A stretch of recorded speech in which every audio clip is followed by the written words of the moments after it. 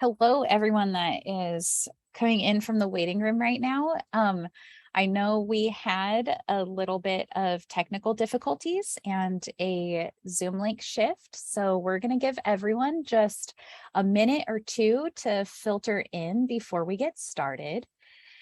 Everyone who's in here, if you would like to go ahead and just put your name and the organization that you're from into the chat, that would be fantastic. We'll be asking for a lot of participation from you throughout this presentation, and we're looking forward to getting to know each other as we explore data equity and health equity.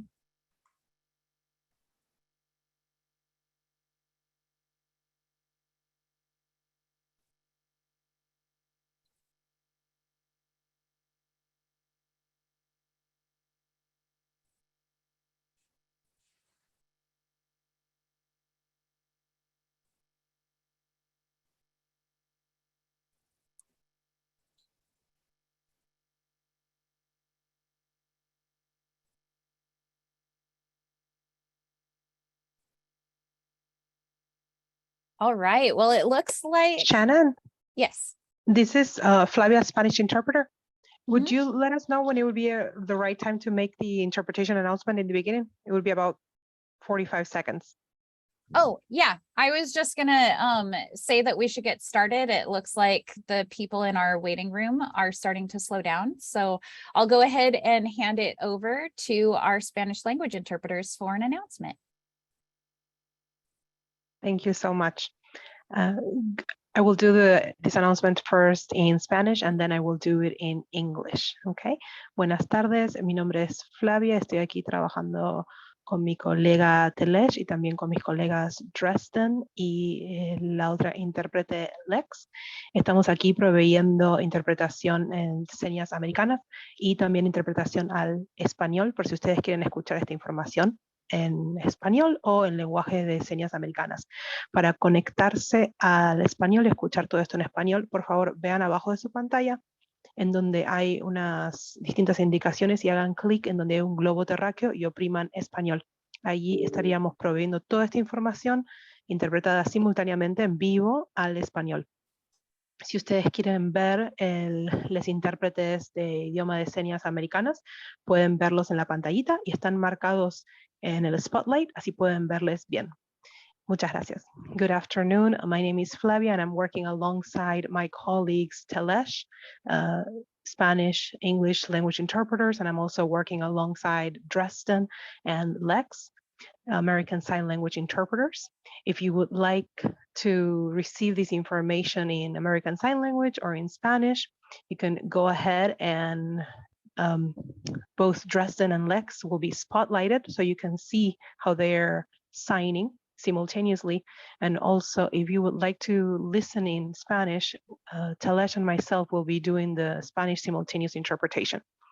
This is located at the bottom in the settings. There is an icon that says interpretation. Click on that and then click Spanish. And then you will be able to listen in Spanish. If you run into any issues, let us know via the chat. We will be there. Thank you. Well, thank you so much for that. And it's wonderful to have both Spanish language and ASL interpretation for the event. So I just want to go ahead and get started really quick by thanking every single one of you who decided to come to the data presentation. And when I say data, I mean data. We are going to talk about how systems talk to each other. We are going to talk about how politics and policy and institutional rules and requirements impact health and well-being. And we're going to get a little bit into a conversation about SOGI plus data standards. And what SOGI plus means is sexual orientation and gender identity. And these are just the terms in which people use to define themselves within the LGBTQ community. So it's decision time. If you are very interested in sitting here and listening to us dive into the data, please stay. If you think you have friends on this call who will be very interested in this presentation, reach out to them right now and tell them they're in the wrong breakout session. Or we can go ahead and get started. First, I just want to give an introduction to who we are. So this is coming to you from both the California Dialogue on Cancer and HIMSS, which I can't remember what the acronym is. Midori, if you want to help me out. Sure, it's Health Information Management Systems Society. Perfect. And we'll go ahead and get into both of those organizations a little bit quicker. But first, I'd like to introduce myself. I am Dr. Shannon Kozlovich. She, her, hers pronouns.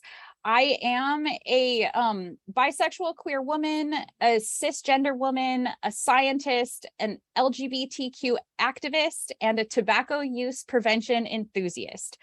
And when I say I'm a scientist, I mean I did all of my scientific research in a lab, at a lab bench, working in a sterile environment, trying to discover all of the different ways that tobacco gives people cancer and all of the additives that are put into cigarettes that might make that worse. Right now, I pay my bills by writing science and policy reports and making tobacco policy recommendations for the World Health Organization. And I also sit on the California Dialogue on Cancer, or CDOC, Executive Committee. I am a co-chair of the CDOC Health Equity Work Group, and I am one of the leads on our SOGI data project through CDOC as well. I am always here to be the change that I want to see in the world, and I live my life in that way, advocating for all of the things that need to be advocated for. Really quick, CDOC is a part of California's Comprehensive Cancer Control Program. This program looks at the cancer burden of all people within the state of California and works very closely with our cancer registry, which we'll get into what a cancer registry is a little bit later in our presentation. What the California Dialogue on Cancer is it is a program that's funded by the Centers for Disease Control and Prevention, or the CDC, which 3 years into a global pandemic, everyone should be very familiar with the CDC. And so basically, this is just an overview of what the CDC, what this funding does within the state of California. Everyone on CDOC is volunteers. Everything that I am here to present are things that I have come up with on my own and do not reflect either the opinions or policies of the World Health Organization or CDOC.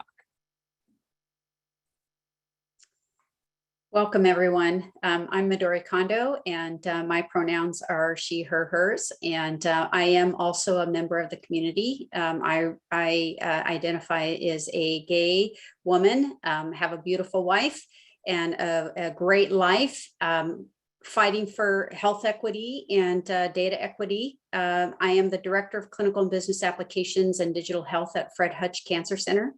I serve as the Southern California HIMSS chapter president. I am a CDOC executive committee member and also a health equity leader, co-leader with Shannon and our wonderful friends at CDOC, as well as I sit on the California Cancer Registry Advisory Committee as a member, and I do operate Health Dataverse, which is one of my companies that has been passionate volunteering with lots of different organizations to help make interoperability for data sets, and particularly around the SOGI plus data categories available, and is a passion of ours and my company to provide volunteer and leadership in this particular area. Next slide, please. So what is HIMSS? Health Information Management System Society, and it is a nonprofit global advisor, thought leader, and member-based society committed to our vision and mission. And our vision has always been to realize the full health potential of every human everywhere. And our mission is to reform the global health ecosystem through the power of information and technology. So we really engage with our membership to really try to be part of the solution, and having conversations with our healthcare organizations around what we need to do for social determinants of health, health equity, and how we need to be part of that change with our systems and how we're thinking about interoperability and data sharing. Next slide, please. Yes, so between Midori and myself today, we'll be going over why data equity is health equity. And we're both extremely passionate about this particular issue. First, we want to cover determinants of health. So like Midori mentioned, there are social determinants of health, and that is what a lot of us work in on a daily basis, especially in a lot of the programs that we run. And so it's also become one of those buzzwords in what it is that we're looking at in terms of addressing the health and well-being of our LGBTQ plus community. So if I could have all of you that are on here with us, go ahead and put your name, pronouns as you are willing, and your organization affiliation. And then if you want to go ahead and just try and look at these two definitions and determine for yourself whether you exist more in the political determinants of health space or the social determinants of health space. That will kind of frame some of the activities that we'll be looking at a little later on. So a political determinant of health really is looking at how our institutions and the policies that they hold in our society impact our lives. So it's different from social determinants of health, because social determinants tend to be how people are treated, and political determinants are those systems that are put in place by power organizations that keep us in the positions that we're in, that make it more difficult for us to exist in society, that create the ideological positions that really impact the health and well-being of our community, particularly at a time when nationwide we have such a swath of anti-LGBT, particularly anti-trans bills being passed across the nation.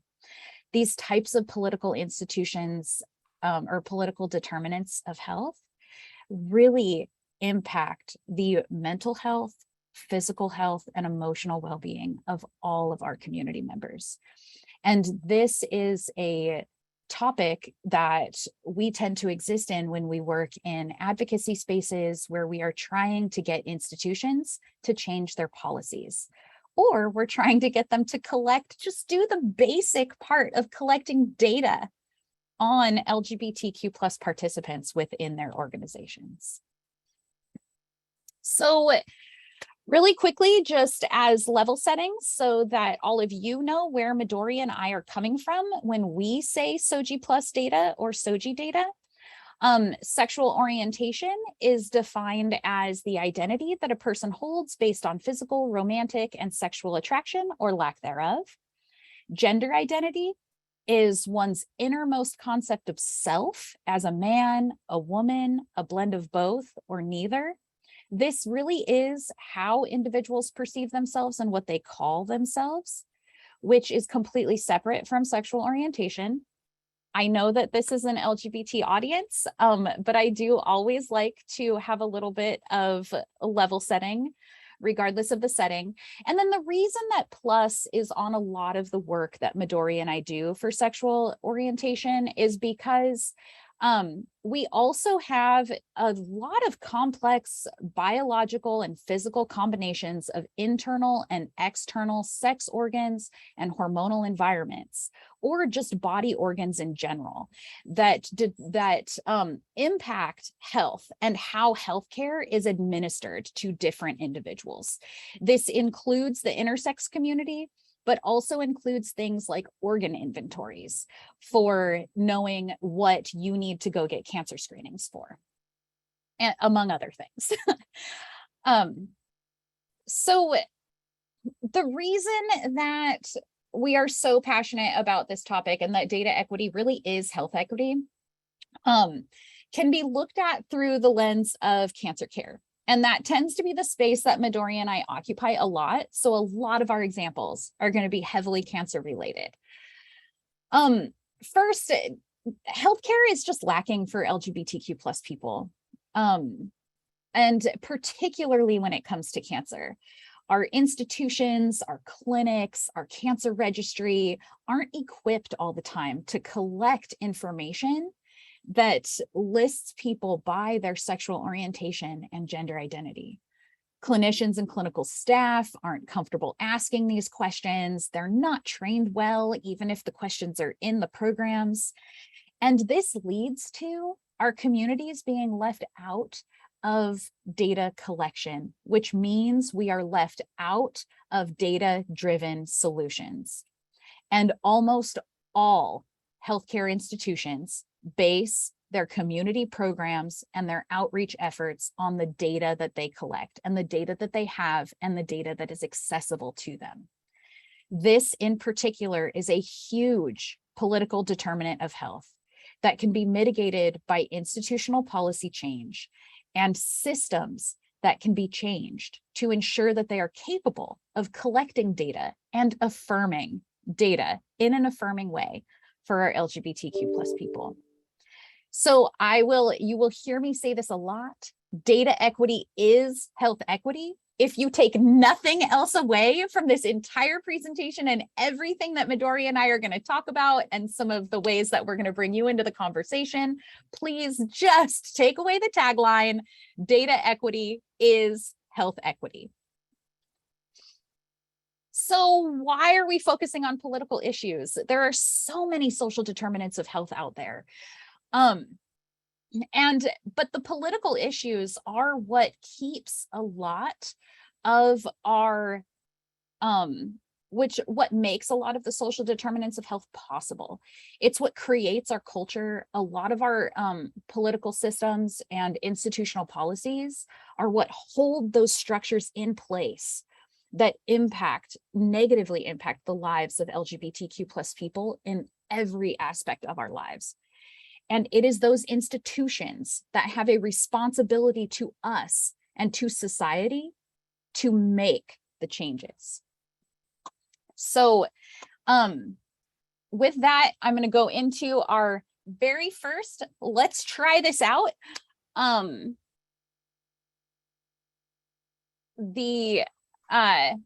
Sorry, multiple competing messages.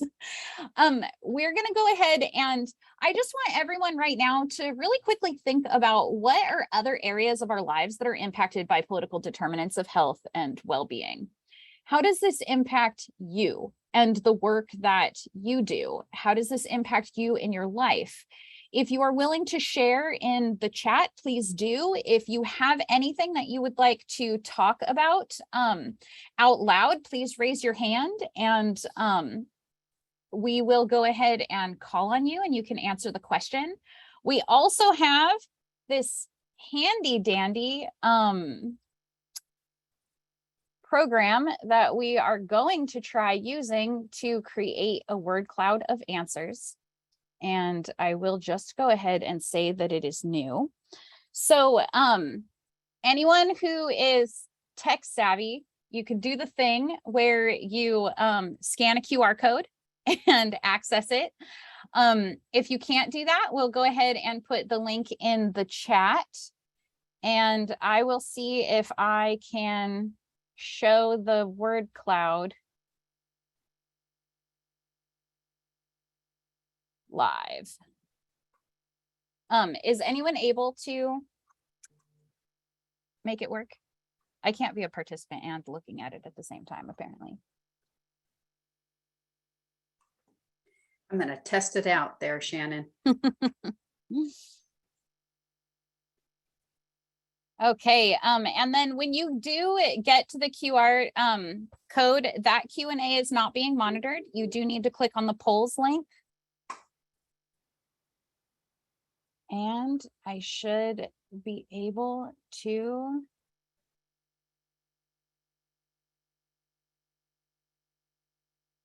This is great. Keep it coming, folks. This is going to be great. Woohoo. Perfect. And if you have multiple responses, it should be set up to allow you to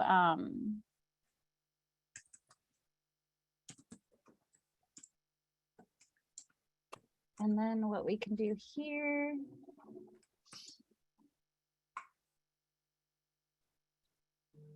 is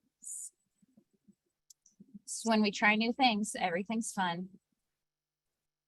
All right, and right over on the side here is what everyone's saying. It looks like there are a ton of ways that everyone has identified what areas of our lives are impacted by political determinants of health and well-being. And I do think that so much of this comes into play in creating the social systems that we live in that actually create the social determinants that impact the health and well-being of our community as well. So thank you all for that. At the end of I'm going to go ahead and leave that poll open. At the end of this presentation, we will add the word cloud to the slides and make sure that everyone has access to it. So would anyone like to unmute and kind of share whether or not they work in a position that works within the political determinants of health sphere?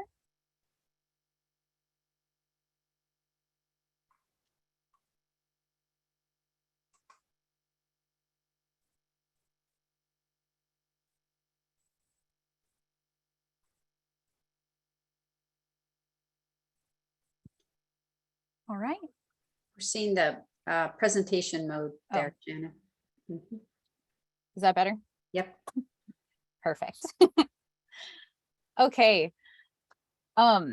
So hearing no one brave enough to speak up in a large room full of people, know that you can also add things into the chat. We are monitoring that. So just to introduce our next topic, I want to talk through a little bit of political changes that Midori and I are working on and kind of how we ran into a lot of the interest in systems and the different layers of systems that are connected to each other that work in very mysterious ways. So Midori and I both are leading a project with the California Cancer Registries. And for anyone who's not familiar with what that is, in the state of California, we have a system, or in the United States, we have a system that collects every single positively identified case of cancer and tracks the location, some patient demographics, comorbidities or other diagnoses that a patient has, and puts it all into a central system. And this allows our government and our research institutions and our health clinics to see what the cancer impact is in their specific area. What we do know is in the state of California, when California was creating their current comprehensive cancer control plan, that we had no way of looking at the cancer burden for the LGBTQ plus community. Those data were not tracked. There was no way to put that data into the California Cancer Registry system, which is a huge issue when we start thinking about health disparities and health equity. So Midori and I started trying to figure out, talking to the California registries, how do we get this changed? You have a data dictionary. Basically, every system has a dictionary of terms, and those are the only terms they're allowed to use for their system. So like Webster, every year updates terminology for the English language in their dictionaries. The Cancer Registry every year goes through and updates their data dictionary as well. So we were like, hey, California, let's track sex and gender separately. Those are two different things. Most of the time they believe us. And let's also start tracking sexual orientation, because we need to know what types of cancers and are impacting the LGBTQ plus community, where they're impacting the community, and what health disparities there are. The California Registry said, well, we can't. And I was like, what do you mean you can't? You can. Let me into your books. I'll figure it out for you. And they said they can't, because they actually are using a dictionary that is developed by the federal government. So there is a National Cancer Registry dictionary, and that's where the terms have to change. So that's where the CCR in the center here had to have the update. So Midori and I worked with a national group to put in a request to separate sex and gender. We're hoping to start working on sexual orientation. But the other piece of that is we found out that a lot of medical record systems in our clinics aren't collecting that data to be sent to the Cancer Registry, so that even once the dictionary has a definition for sex and gender in it, if the record for the patient doesn't get to the registry with that data in it, then there's no way to record it.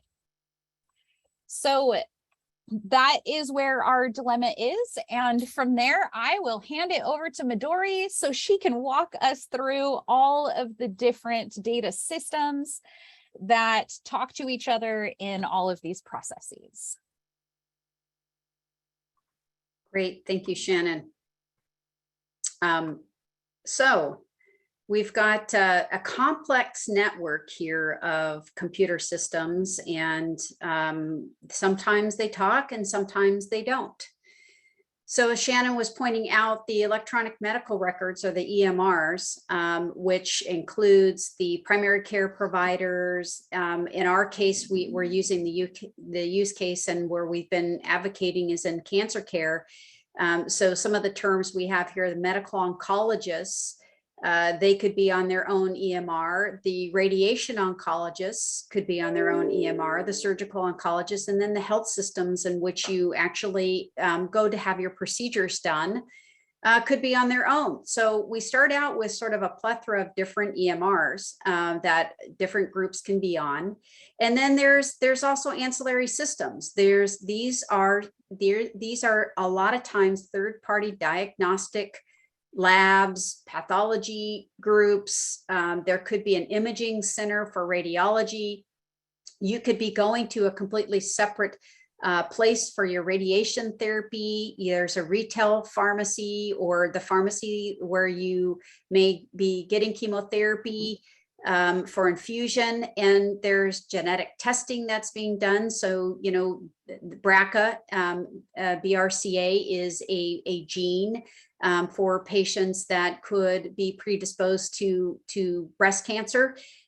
So there's a variety of different systems in which, in order to actually get a full patient health record, there has to be harmonization amongst these different systems in order to get to a data set.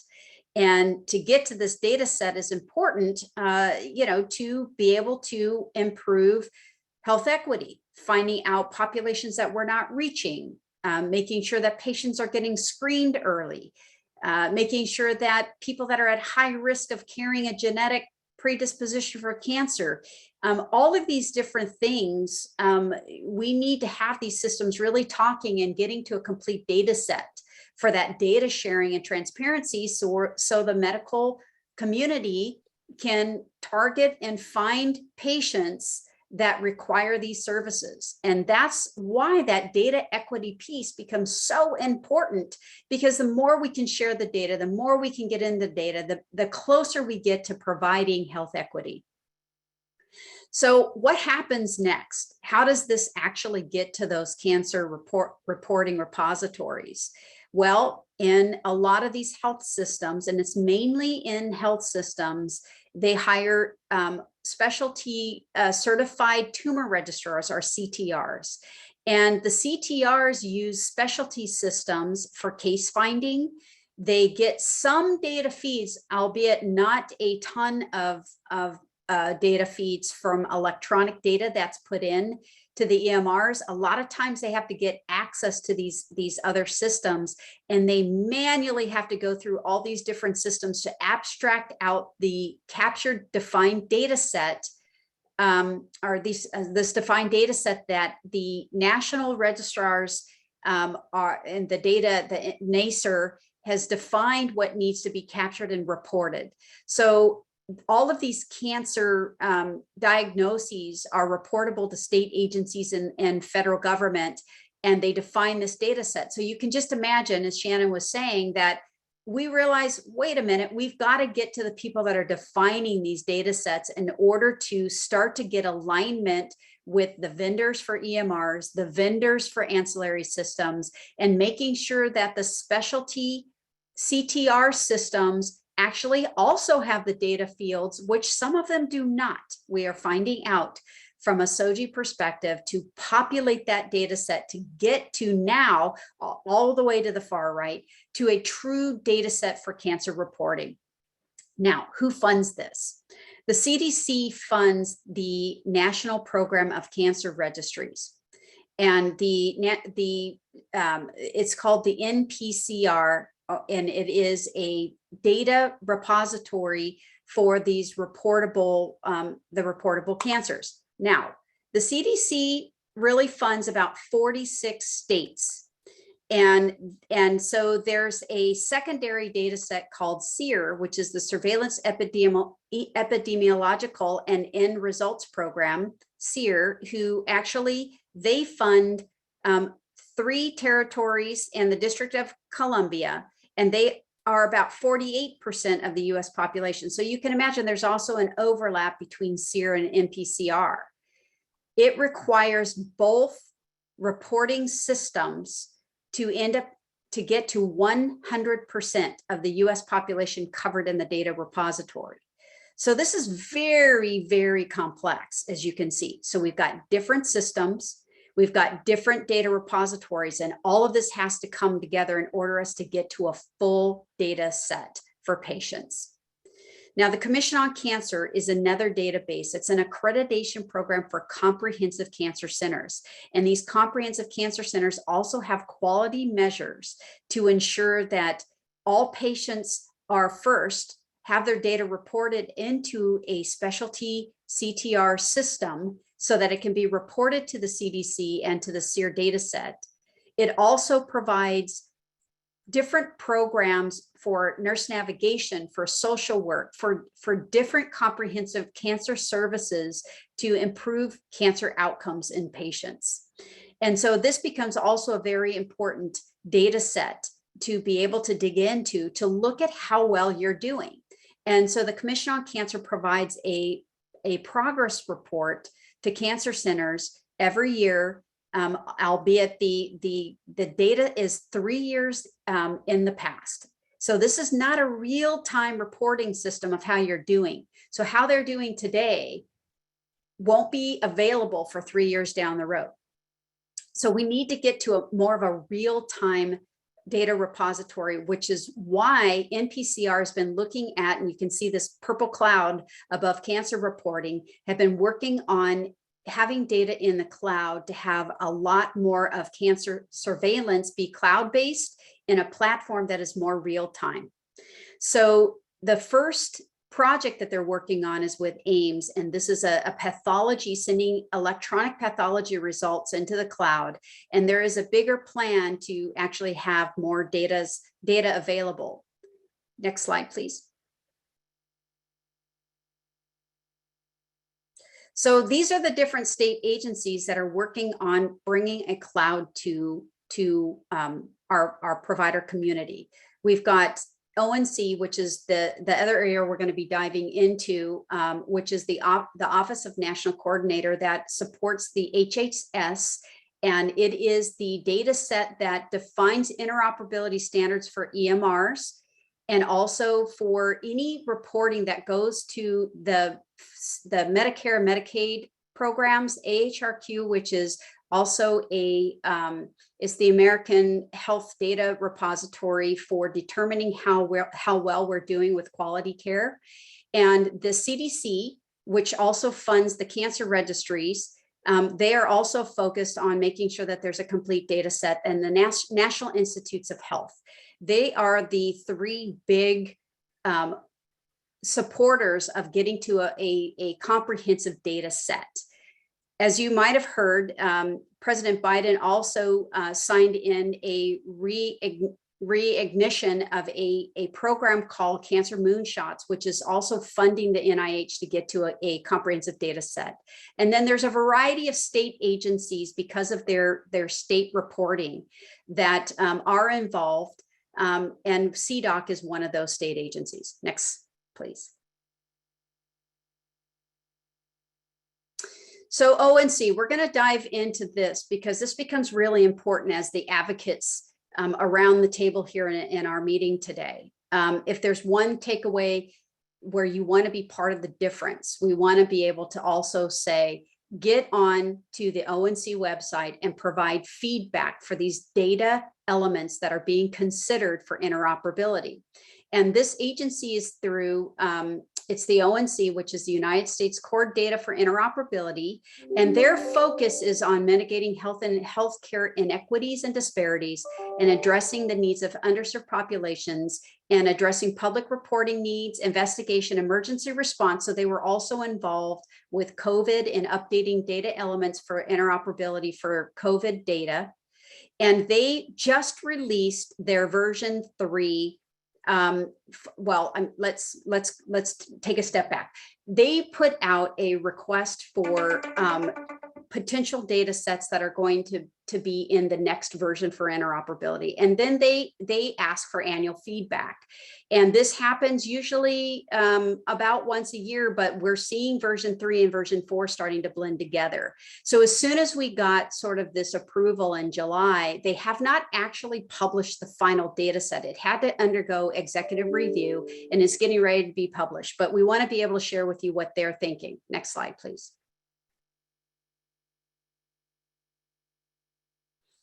This is the patient demographic and information that's being proposed as in version 3.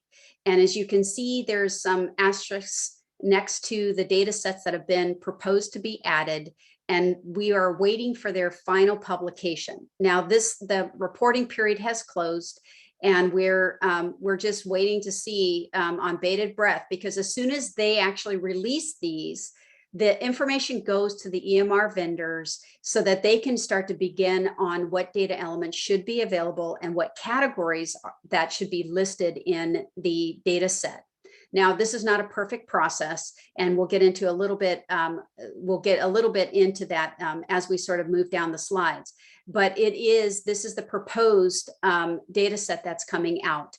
Now, version 4 they're just getting ready to open up comment. Actually, they've opened up comment, and we will have a slide here on how you can actually participate in providing feedback.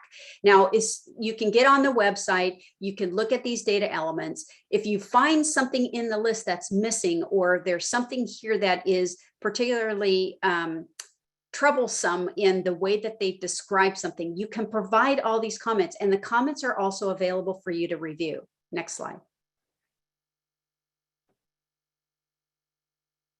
next slide. Here we go. So here we go. The version 4 is, we already know there's a couple of different data elements that are going to be included in version 4. These were put in a little bit late for version 3. They didn't make the cut, but for version 4, sex for clinical use note, to be available for sharing notes in the EMR, and also patient pronoun, making sure that the patient pronouns are in the electronic medical record for sharing. You would think that that would have been way up front, but it isn't until we get into version 4.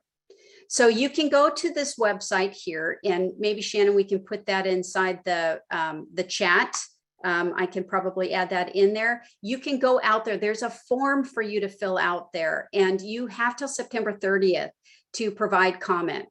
Now, this is to address our challenges, right? We still have challenges with data linkages. We still have problems with getting to true incidence and prevalence. But the better we can get these data categories defined and defined at the state level, the better we can, and improving that national data set.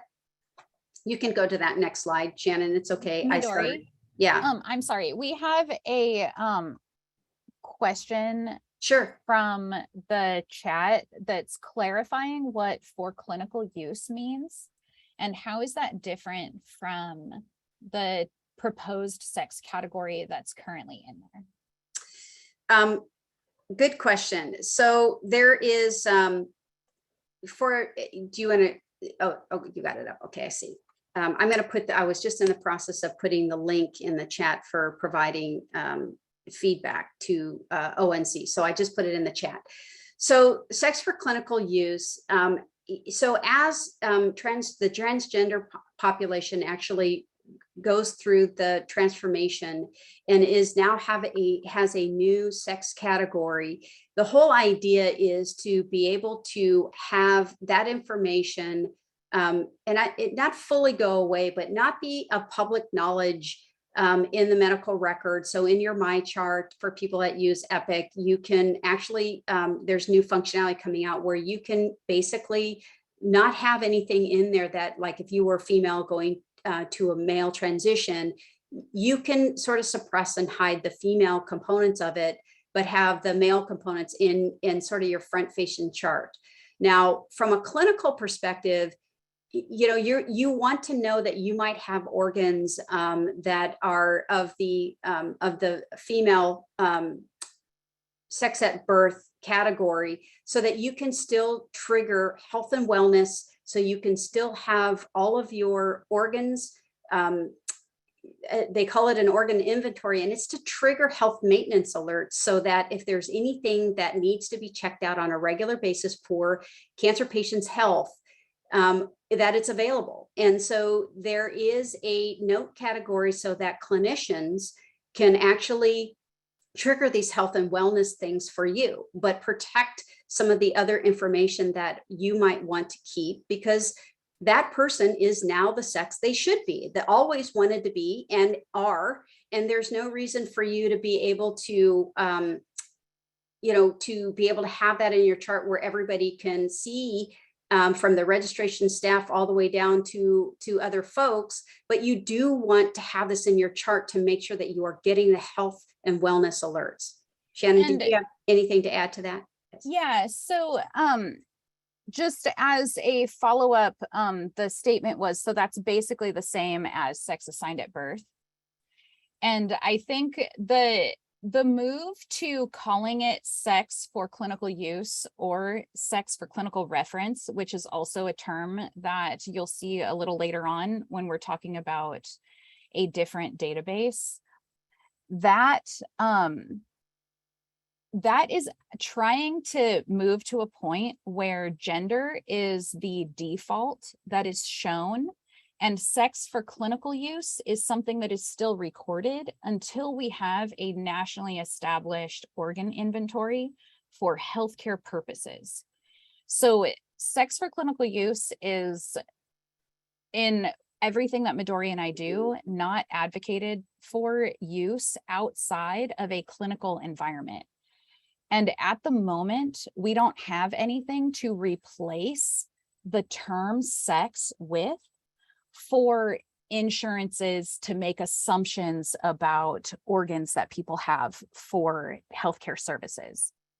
So we're trying to move away from sex being the default to gender being the default that is shown at health clinics, while the sex for clinical reference or clinical use category is retained until we can get a better system in place to be able to remove that category altogether and replace it with an organ inventory, which is able to be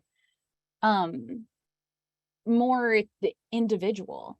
There are plenty of people out there who don't have different organs based on different types of surgeries or medical impacts that they've had, regardless of transgender status. So it just makes a lot more sense that way.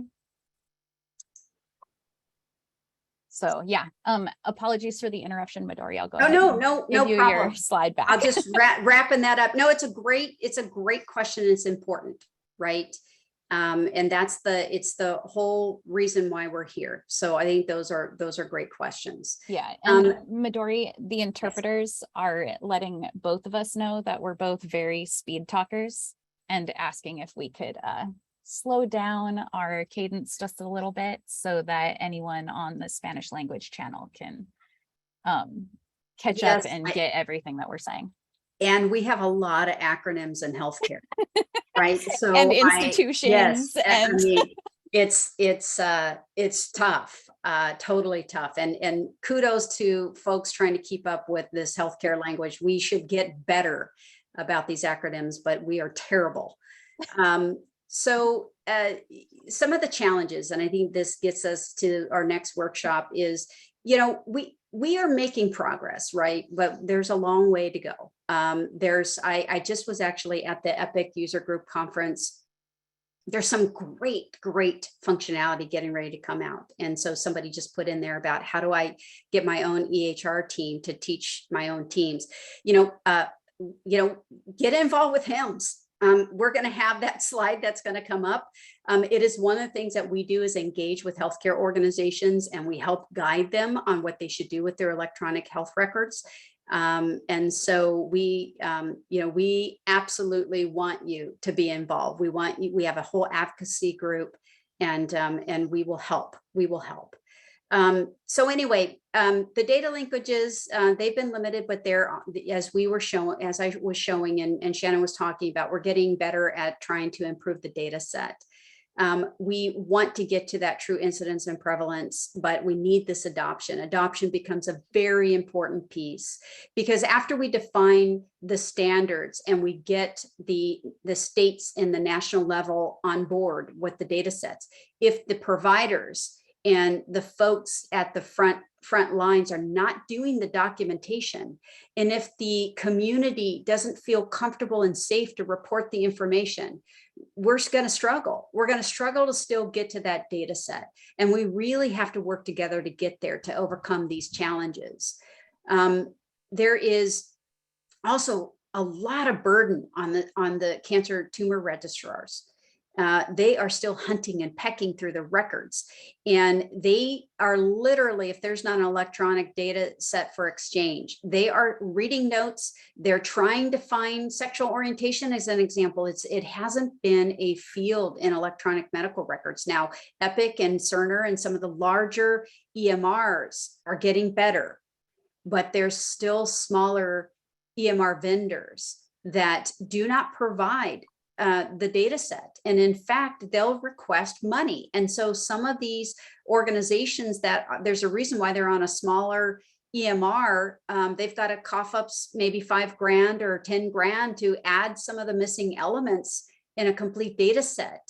That's shameful. Like, we really need to be pushing these vendors to offer these data sets right out of the gate. And there's nothing that has the EMR vendors under regulation that they have to do it. It's up to the healthcare organizations around, getting funding for some of the FQHCs, they're federally qualified centers that are able for underserved populations. If we didn't have some regulations saying that in order for you to participate in these federal programs, which is getting back to some of the policy pieces, then there wouldn't have been a push for people to actually do the adoption. So adoption becomes a very important piece. Shannon, any closing comments on some of the challenges as we move into our workshop? Yeah, I think the way that I see it is we have to change everything all the time, all at once, and solve all of the problems. So, you know, no big deal. It'll be fine, like super simple and easy, done by the weekend. It's all sarcasm and snarkiness aside.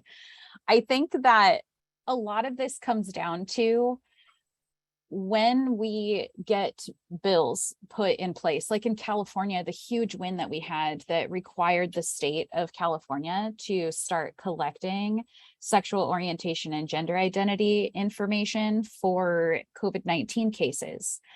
That policy got passed. And then implementation, or the policy actually, like those questions starting to be asked, got held up because the state did not have a set of questions and answers that they could just start using as soon as that implementation was supposed to go in. So when we have a lot of things that need to work together in order to have all of these systems connect and collaborate in order for there to actually be comprehensive data collection. And data equity is health equity. So all of these little pieces need to get lined up and aligned and work together in order for us to have the comprehensive data we need to be able to reach LGBTQ plus health equity. And I think with that, we're just going to transfer into our practice session right now. So what you are seeing in front of you, and we are going to ask for audience participation. So any brave souls that would like to actually unmute and talk through this first piece. The second piece that we have, we'll have another QR code for you to put some text-based answers in for. But right now, this just looking at the sex category, what you see before you is the clinical record. And this is taken from that national organization called ONC that Midori introduced to everyone, where these are the guidelines for what needs, like, these are the guidelines for how things need to be collected in order to be translated to federal systems. Our electronic medical records systems like to align with ONC guidelines. So we're assuming that these will be the sex options that are available in clinical records. So this is what goes to those CTRs that we kept talking about, the people that are doing this process. An actual person gets this clinical record. They have these sex options that are in there. These are the sex categories that they get. They say, okay, this person has a tumor in this body location. This person was diagnosed with this particular type of cancer. And now that person has to look at the clinical record and put sex into the cancer registry. And this is the cancer registry data dictionary, which is the term that hopefully will be in there for 2024. Is that what year we're working on right now, Midori? Yes. So hopefully the 2024 data will have sex for clinical relevance in the cancer registry. We're hoping that it will be the sex category that's matched with sex for clinical relevance. We can't guarantee that all of our abstractors will do this. But my question to all of you is, first, do these data sets match each other? Would it be easy for someone to look at any one of these sex categories in the clinical record and know where it goes in the cancer registry? Shannon, correction, I forgot. They are, normally it would be 2024 on where we are. Because of the clinical relevance piece, they are actually speeding up. The version 4 is going to be released quickly on the heels of version 3. So we're looking. That's for ONC. That's not for the cancer registry. Oh, that's correct. Yeah. Oh, yeah, sorry. ONC, and the cancer registry is 2024. That is correct. Yeah. So, all right.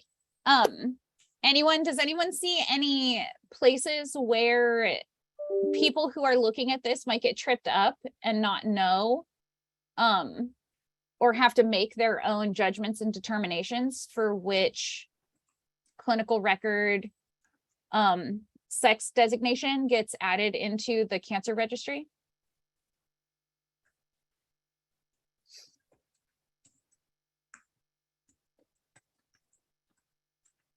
Seems like folks who are non-binary or third gender might not be as well represented in this group.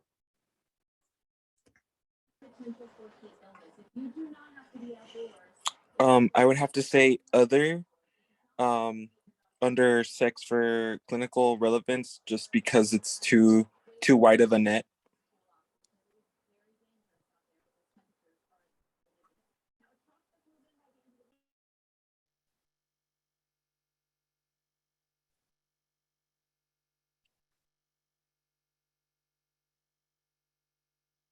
Yeah, when I was on, when we were talking to some of the the people who work at cancer registries from states outside of California, it was very interesting because sometimes this data gets pulled from DMV records, or birth records instead of from the medical record, which then added a whole other layer of complexity onto systems that need to be able to talk to each other and use the same terms.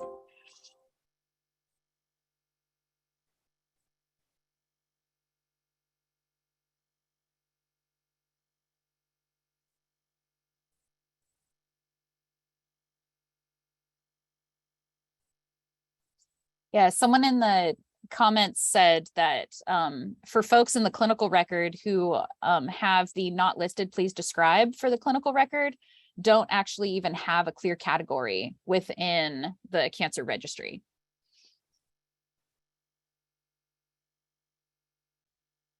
I know personally that I'm in the process of doing name and gender marker change, and if they pulled from my DMV records, my sex would be female instead of other. So that would be incorrect.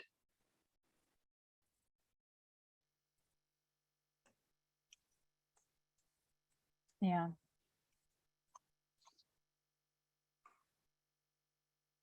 Okay. So the next one is, I think, even a little more blatant when it comes to the abstraction process for individuals who are reviewing these medical records and trying to classify cancer cases by gender identity in terms of adding something from a clinical record into the cancer registry. There is, oops, I need to turn this on. If anyone would like to add comments in writing to just what are some ways that you would match these gender identity terms in the clinical record to the gender terms in the cancer registry record, you can go ahead, put that in chat. Feel free to unmute yourself and talk about how you see that working, or go ahead and put it into the poll for the Slido. It's on there's a link in the chat and there is a QR code on the screen.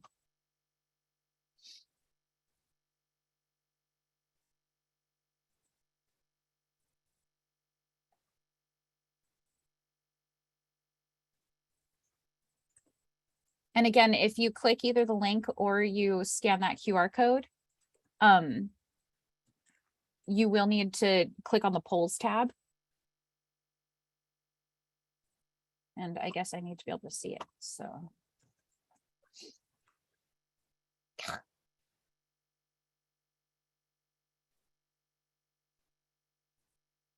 All right.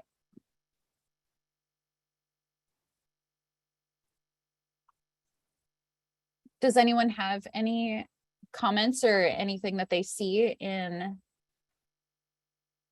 the differences here and how we might be able to create those connections?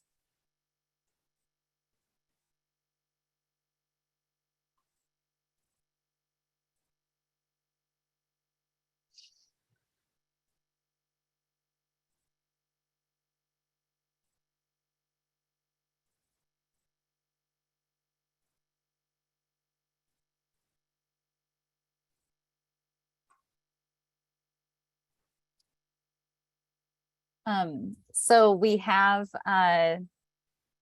some comments that this is so hard. I definitely agree. This is what people do, though. This is someone's actual job. Yes. You are getting firsthand knowledge of what a CTR has to do for reporting and why we have has become such a fat category.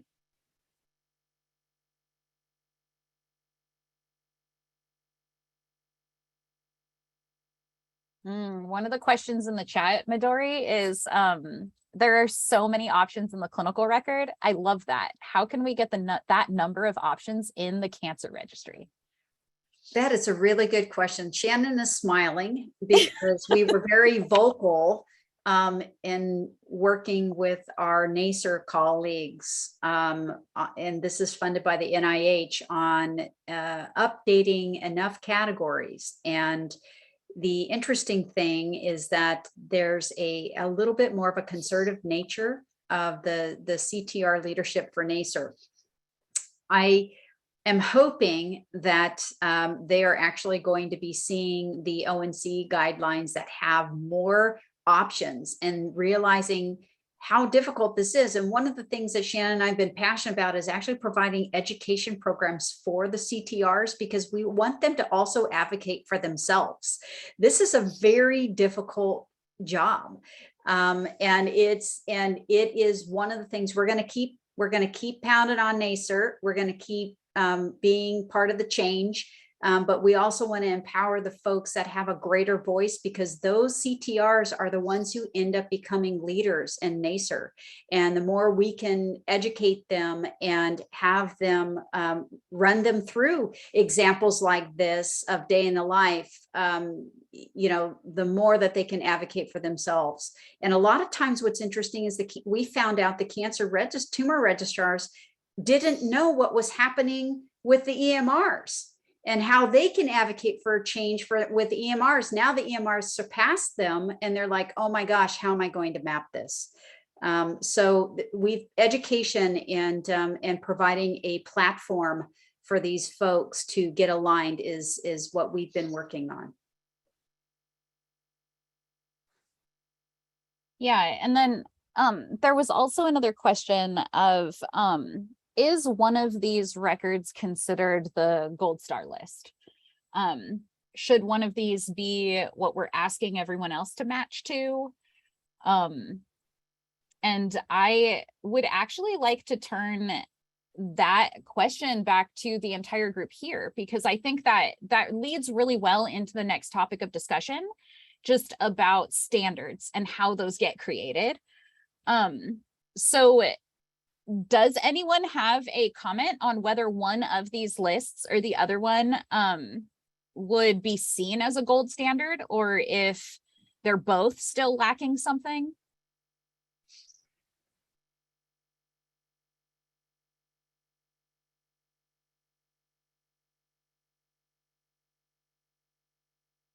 There's a comment here that says, to be honest, I think both lists have shortcomings.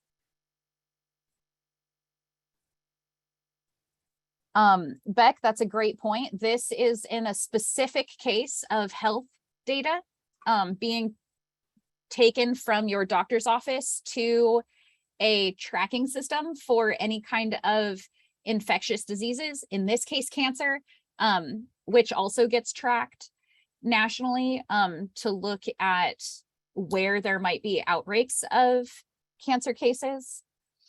And so I guess in this instance, the question is only about health related data.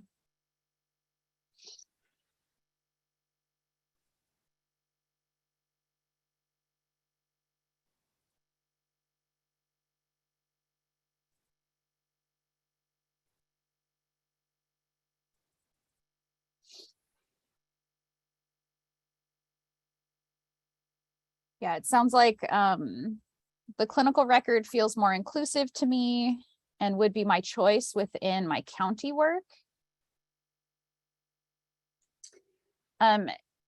There's a question here about health related data. If it's just talking about clinical data or population health level data. Good question. This data set is in the clinical record is used in population health efforts. Yeah. Yeah, so I guess the answer to that would be that those two things are not necessarily separate and exclusive, because all population health level data comes from individually collected data sets. They're just all de-identified, which means that when your information, should you have a positive cancer case, is added to the cancer registry, there's no way for anyone to identify that that one data point is you. Yes. You know, one of the things to point out, since folks have brought up sort of infectious disease and other reportable registries, they're struggling with the same thing, right? On getting to a data set that is in alignment from the national and the state level. And so this is why that a bunch of different national groups are looking to see whether we should be doing direct reporting out of the EMR and using the ONC interoperability standards versus going through a cancer registry process. Should there be a repository that comes out of the clinical record? Now, I say that carefully because I don't want to imply that CTRs aren't going to have a job. That is not true. It is just about the systems that they would be able to utilize that would allow some more flexibility in what their reporting would be. Great. And then everyone who's on here, Amanda did put in an announcement about where we go after this session, if everyone just wants to take a minute to read that. Really quickly, we wanted to kind of work a pause in here. I know a lot of the stuff that we went over is is very dense, very information heavy. Before we get into the next set of the discussion, we just wanted to give everyone a little bit of time to take a deep breath. And then also wanted to see if anyone has any questions about anything that maybe wasn't exactly clear that we covered already.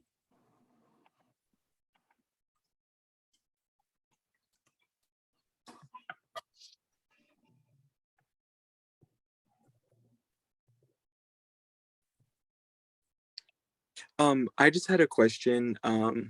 It's more of like looking into the future, but what do you think this data tracking will look like in the next couple of years?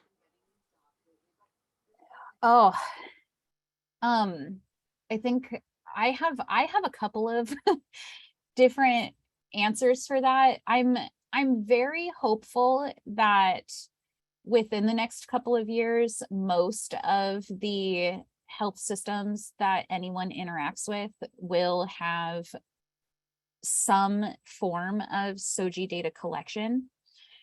From a lot of the work that I've been doing and how slow and painful the changes can be,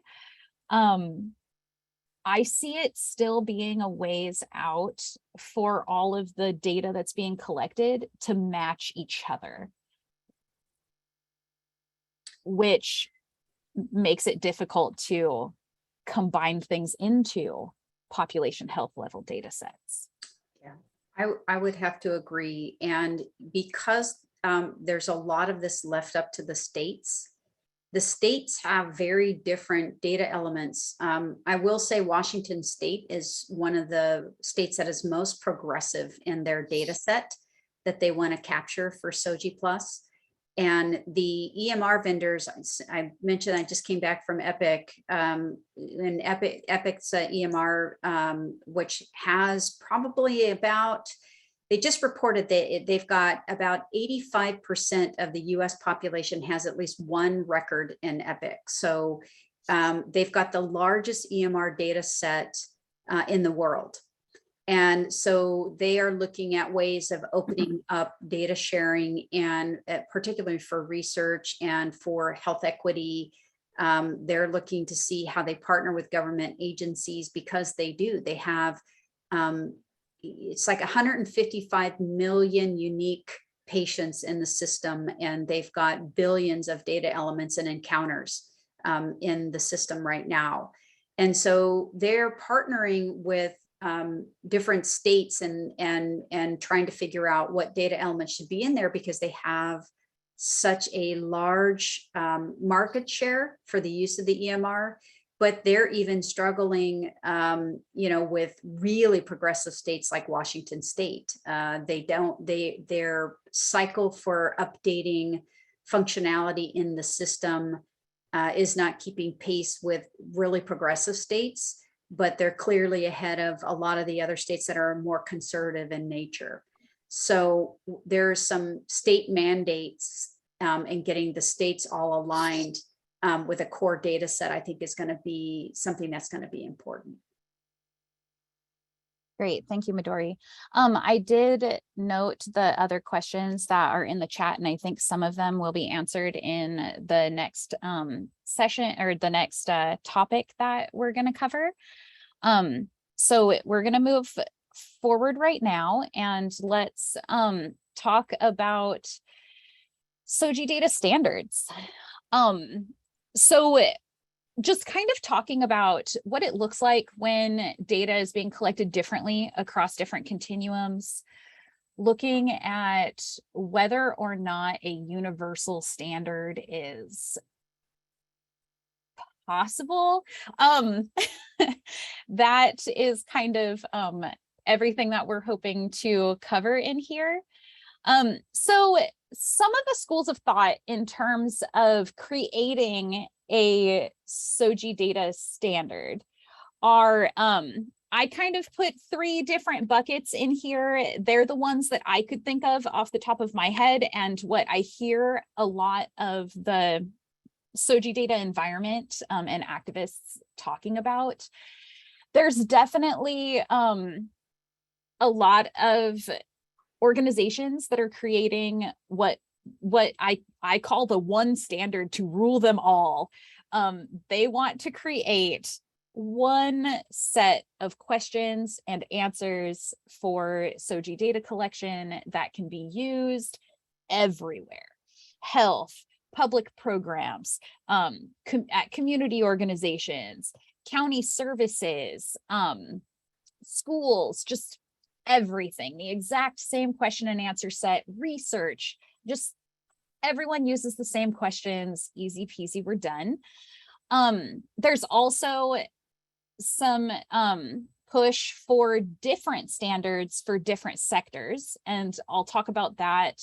I'll talk about each one of these in depth in just a minute. And then also where we're at right now, which is everyone creates their own. Everyone creates their own questions, everyone creates their own answers and answer sets that go with those questions. And we just kind of hope that there's enough similarities that some of those data sets can be compared to others. So looking at the everyone creates their own system, which is currently the environment that we exist in, some of the pros of that And what some advocates of this, what I tend to hear from people is that this makes the question and answer sets adjustable for local community identities. We've got a lot of different areas, even just in the state of California, where the queer community is using different types of identity labels to identify themselves. Everyone creating their own would allow for different counties, different cities to be able to be very responsive and adaptive to their local community. Some of the cons of this are that it makes it impossible to highly unlikely that these data sets can be combined with other areas to be able to look at population level data. And the data, if it's being changed to adapt to the community, makes it difficult to track year over year data.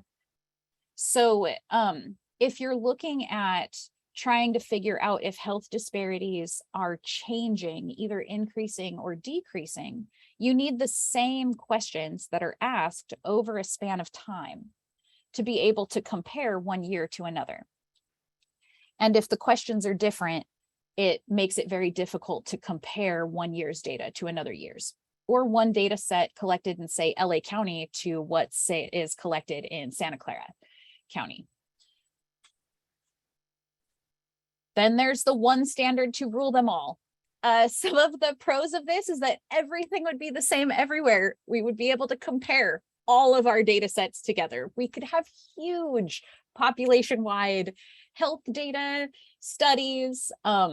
We've been able to do this using race terms that are used in the census, so that for 10 years, all of that data on race is the same. Everywhere that we collect it, you usually see the same terms. That does not mean that those terms are great. It just means that they're all the same. It ensures that the data can be easily collected and easily mandated to be collected. As soon as a policy is passed that says you have to collect this data, boom, they have the questions, implementation, no problem. So it really offers a no thought work template for every institution that wants to collect SOGI data. The cons are the cons.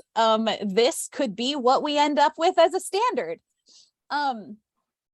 And for full transparency, this is the so the National Academies of Science, Engineering, and Mathematics came together, and this is what they're recommending all researchers use as a standard for the collection of sex and gender data. They want all of research to use these questions. It's a problem. So basically a one standard to rule them all. The biggest con is that that standard could be completely non-affirming and have a lot of issues within the questions that are being asked and erase identities. And then this erases them across the board, and there's no local jurisdictions that are collecting anything else. And then we come up with what I have actually seen a wonderful example of that just came out of the AIDS research department or AIDS and HIV research department. I can't remember what the department's called, but out of the University of California, San Diego, and their medical center. They have a decision tree for different types of questions that are used in different types of research, which is actually kind of lovely. So it creates a sort of standard where they have, here is the question phrasing that we recommend. Here are the types of question answers, the answers to go with this that we recommend. Here is how those can be used. And here's a decision tree.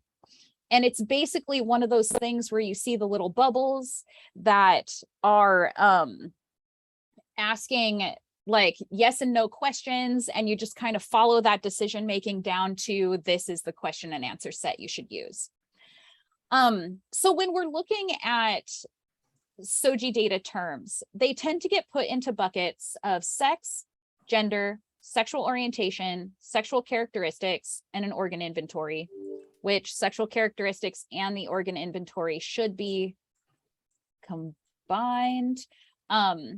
They're sort of together, sort of apart.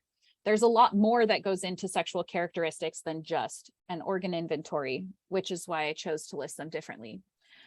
So what this would look like in practice is community programs only need to use a gender and sexual orientation question and answer set. There's really no reason for a community program to collect anything other than that. They're not giving you medical, they're not providing medical care.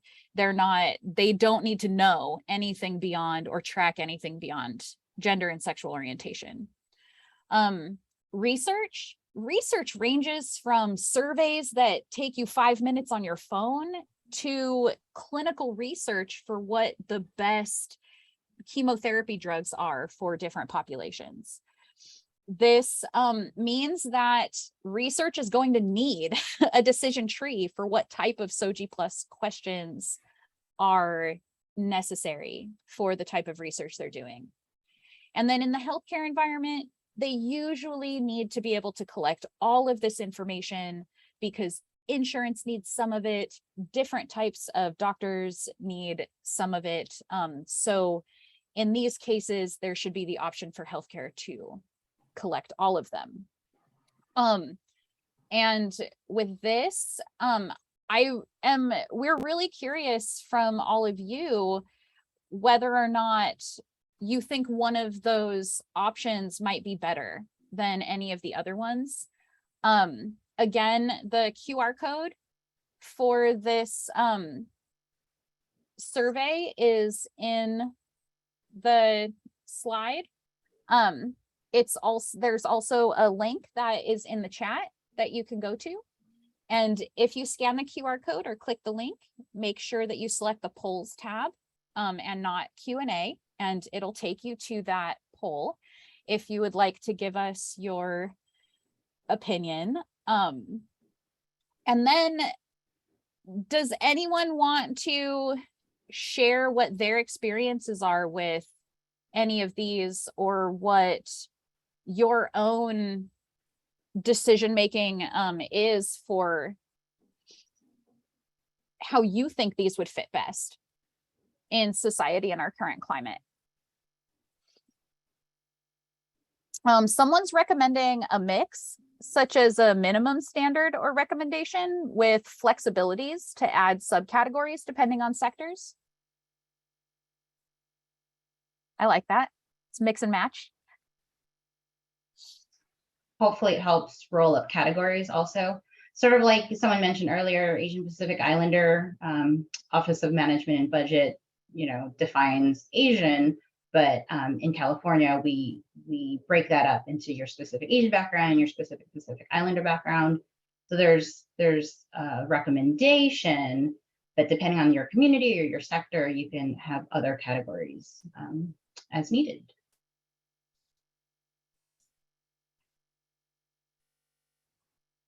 Yeah, I like that. And with smart logic, it makes it nice for surveys to only open that extra, those extra options to people who select Asian and Pacific Islander.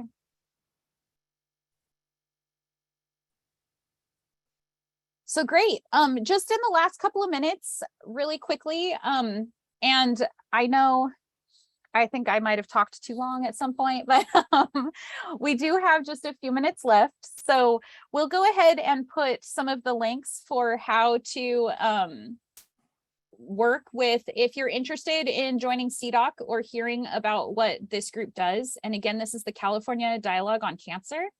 This is a 100% volunteer membership-based organization that is implementing the California's Comprehensive Cancer Control Program.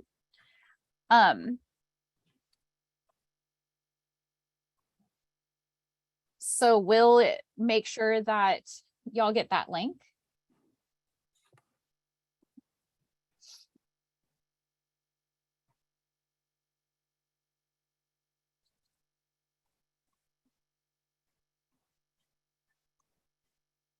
I put it in there, Shannon. Okay, perfect. And then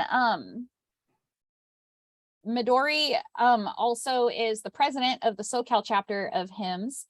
Midori, the HIMSS membership, is that a do members pay annual dues? They do. Okay.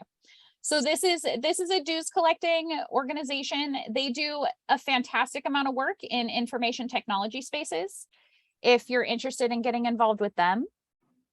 And then just in general, every individual has the ability to create change at home by living your life. And hopefully by knowing that you do not have to take on all the work, and that it's okay to say no and step back and allow other people the space and the ability to take on the load that so many of us are asked to carry.